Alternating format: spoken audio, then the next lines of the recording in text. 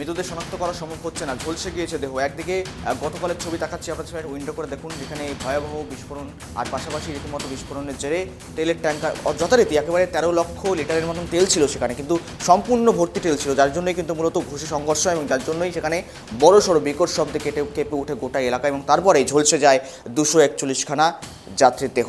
নিঃস্ব ছিন্ন ভিন্ন হয়ে যায় কিন্তু সেখানে। আর এখনও পর্যন্ত প্রায় প্রাণে বেঁচেছেন মাত্র একজন। আর সকালেই আজ প্রধানমন্ত্রী মোদী আহমেদাবাদে পৌঁছে গেছেন, সরজমিন পরিদর্শন করেছেন, সরজমিনে গিয়ে সমস্ত বিষয় খতিয়ে দেখেছেন, আর বর্তমানে বৈঠক করছেন প্রধানমন্ত্রী মোদী।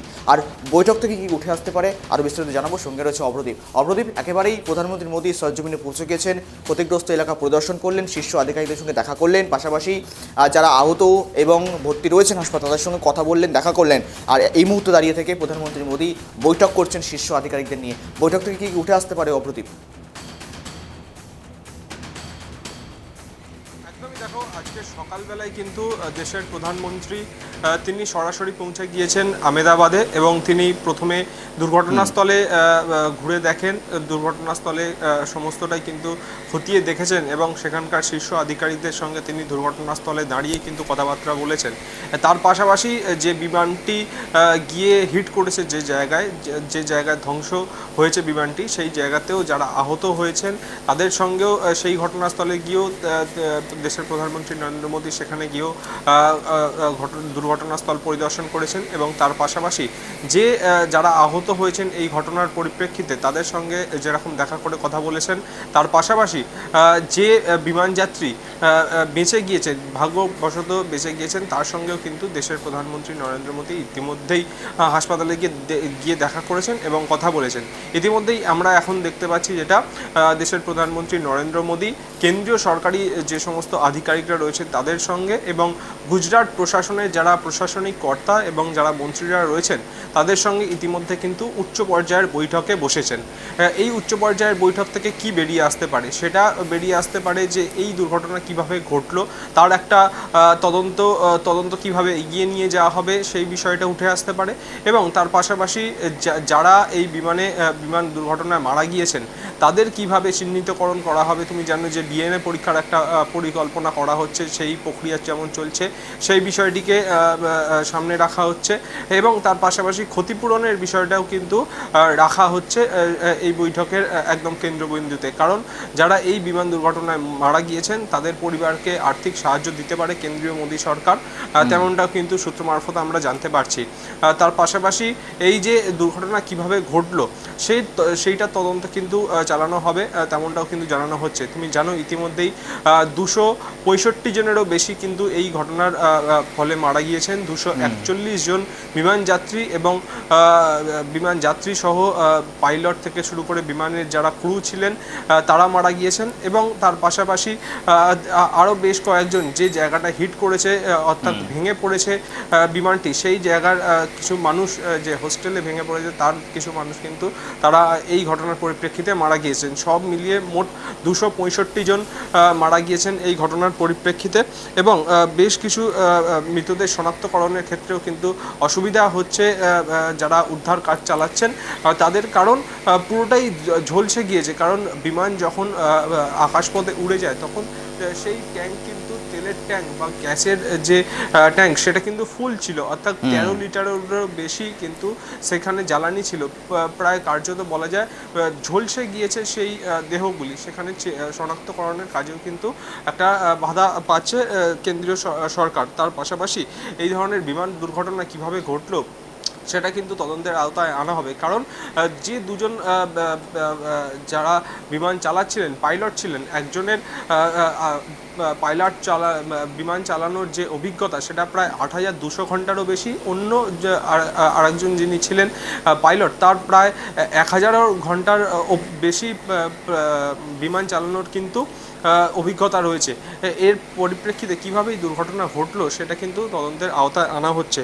তুমি জানো এই ইতিমধ্যেই কিন্তু এই যখন বিমানটি অবতরণ করেছিল রানওয়ে থেকে, তখনই কিন্তু তার কয়েক সেকেন্ডের মধ্যেই যে বিমানের পাইলটরা ছিলেন তারা কিন্তু এটিসির সঙ্গে যোগাযোগ করেছিলেন এবং মে ডে কল দেওয়া হয়েছিল, তেমনটাও কিন্তু জানা যাচ্ছে এখনও পর্যন্ত সূত্র মারফত। তার পরবর্তী ক্ষেত্রে এটিসির তরফে যখন সংযোগ স্থাপন করা চেষ্টা হয় বিমানের পাইলটদের সঙ্গে, সেই বিমানের তখন কিন্তু আর যোগাযোগ করা যায়নি। তার কারণ হচ্ছে যতক্ষণে এটিসি রিয়াক্ট করবে বা কি পরিকল্পনা করা যেতে পারে, যে অসুবিধাগুলো হয়েছে পাইলটদের সেটা কিভাবে ঠিক করা যেতে পারে, সেই সময়টাও কিন্তু পাওয়া যায়নি, তেমনটাই কিন্তু জানা যাচ্ছে। ইতিমধ্যেই তুমি জানো যে এই ঘটনার পরিপ্রেক্ষিতে ডিজিসিএ তারা কিন্তু যেমনটা জানিয়েছে যে এই ঘটনার পরিপ্রেক্ষিতে ডিজিসিএ তারা রয়েছেন দুর্ঘটনাস্থলে এবং আমরা যেটা জানতে পারছি যে এনডিআরএফ ও সেনা গতকাল মধ্যরাত পর্যন্ত উদ্ধার কাজ চালিয়েছে এবং আজকে সকালবেলা থেকে কিন্তু তারা আবারও উদ্ধার কাজে নেমে পড়েছে এবং flight data, radar lock, ATC record ঘেঁটে জানার চেষ্টা করা হচ্ছে এবং এর মধ্যে ব্ল্যাক বক্সের একটা অত্যন্ত গুরুত্বপূর্ণ জায়গা রয়েছে, যেখান থেকে কিন্তু সমস্ত তথ্য, অর্থাৎ বিমানের ভেতরে কি ঘটনা ঘটেছিল, বিমানের কেবিনে কি ঘটনা ঘটেছিল এবং ফ্লাইট যারা পাইলটদের মধ্যে কি কথোপকথন হয়েছিল এবং তারা কি অসুবিধার সম্মুখীন হয়েছিলেন, অর্থাৎ বলা যেতে পারে বিমান অবতরণ থেকে শুরু করে বিমান একদম ভেঙে পড়া পর্যন্ত কি ঘটনা ঘটেছিল সেটা কিন্তু ব্ল্যাক বক্সের মধ্যেই থাকবে। যদিও ব্ল্যাক বক্স নাম হলেও ওই যে বক্সটার কথা বলা হচ্ছে ব্ল্যাক বক্স, তার রং কিন্তু কমলা কালারের, কারণ এই ধরনের দুর্ঘটনা যখন ঘটে পুরোটাই ভস্মীভূত হয়ে যায়, না হলে খুঁজে পাওয়া যায় না যদি কালো রঙের সেটা হয়। এই ব্ল্যাক বক্সটা কমলা কালারের এবং সেই বিষয়টা হচ্ছে যখনই যেখানে পড়বে সেই ব্ল্যাক বক্সটা সেটা কিন্তু চমকাতে থাকে, যাতে দ্রুত সামনে আসতে পারে তদন্তর ক্ষেত্রে। কিন্তু এখনো পর্যন্ত সেই ব্ল্যাক বক্স কিন্তু খুঁজে পাওয়া যায়নি এবং যে হোস্টেলে এই বিমানটি ভেঙে পড়েছে সেইখানে বিমানের যে নাক, অর্থাৎ সামনের দিকের অংশ যেখানে যে পাইলটরা বসেন, যেখান থেকে অপারেট করা হয় প্লেনটাকে, সেই জিনিসটা কিন্তু এখনও কিন্তু হোস্টেলের মধ্যেই পড়ে রয়েছে এবং তার পাশাপাশি এতজন মানুষ আহত হয়েছেন, যার পরিপ্রেক্ষিতে বিমান দুর্ঘটনার উচ্চ পর্যায়ে তদন্ত কমিটি গঠন করা হয়েছে ইতিমধ্যেই, তুমি জানো। এবং তার পাশাপাশি আহমেদাবাদ থেকে যেহেতু ব্রিটেনের বহু যাত্রী ছিলেন এই বিমানে, তার জন্য কিন্তু ব্রিটেনেরও বিশেষজ্ঞ দল ইতিমধ্যেই আহমেদাবাদে এসে পৌঁছেছে এবং একদিকে বলা যেতে পারে যে একেবারে যারা তদন্ত করবেন উচ্চ পর্যায়ের তদন্তকারী কমিটি থেকে শুরু করে বিভিন্ন যারা দল রয়েছে, ফরেন্সিক আধিকারিকদের আজকে দুর্ঘটনাস্থলে কিন্তু যাওয়ার কথা রয়েছে। উদ্ধার কাজ শেষ হলেই সেই ফরেন্সিক আধিকারিকরা নমুনা সংগ্রহের কাজ করবেন একদিকে, অন্যদিকে ব্ল্যাক বক্সের খোঁজ সেটাও কিন্তু চালানো হবে, তেমনটাই কিন্তু এখনো পর্যন্ত সূত্র মারফত জানা যাচ্ছে।